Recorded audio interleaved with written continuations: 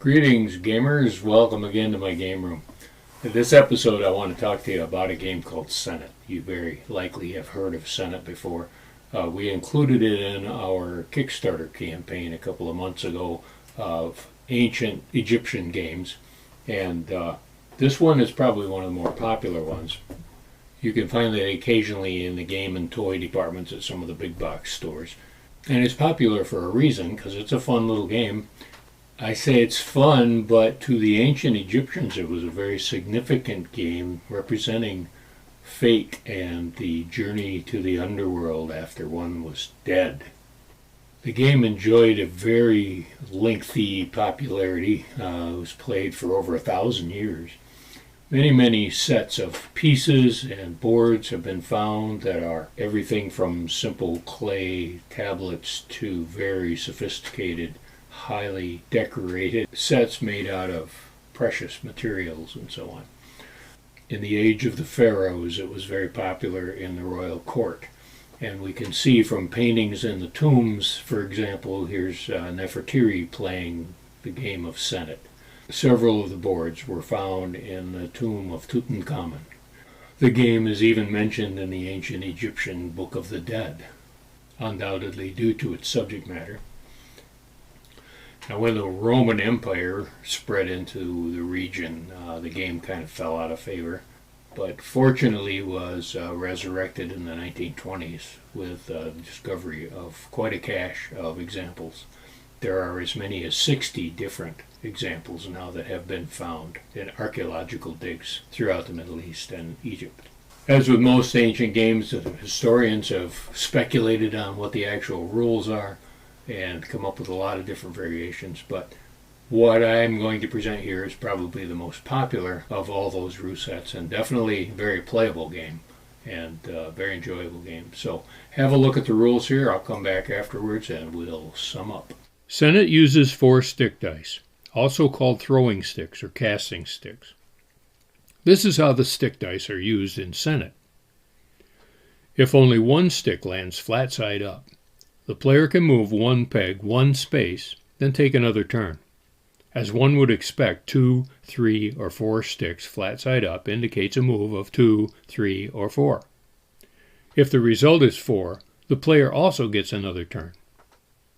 Finally, if none of the sticks land flat side up, this is considered a result of 6, and again the player gets another turn.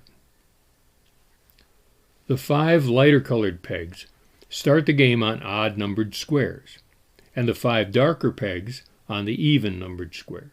To decide which player uses which color, cast the stick dice until someone gets a score of 1.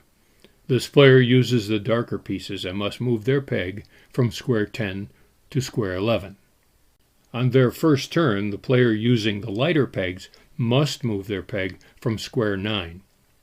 After that first turn, players may move any of their pegs. The goal is to get all of your pegs to follow the path through the underworld, as shown here, then off the board, and enter into the afterlife. Whichever player accomplishes this first is the winner. So players will take turns casting the stick dice and moving their pegs along the path.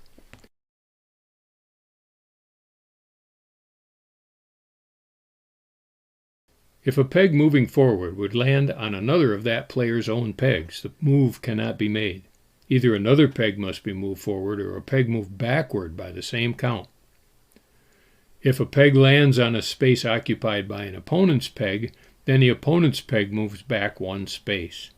If that space is occupied, the peg goes back another space, and so on until a vacant space is reached.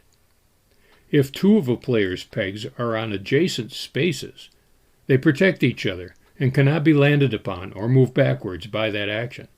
They can be passed on the path, but effectively block any other peg from landing on either space.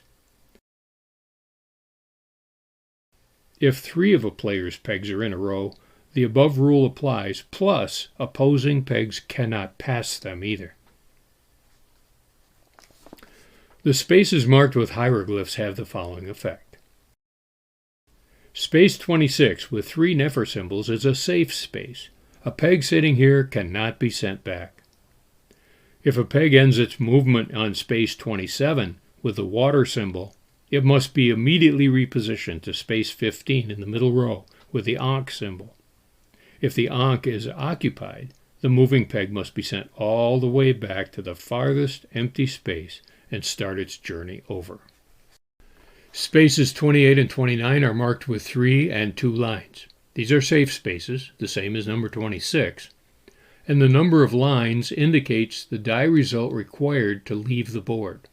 Any peg leaving the board must do so by exact count unless it is the last of that player's pegs to move off.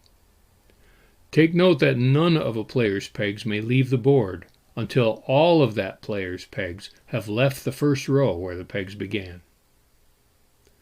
If a player's peg gets sent back to the first row, no more of that player's pegs may leave the board until that peg exits the first row again. Pegs that may have already left the board remain so. They have already entered the afterlife.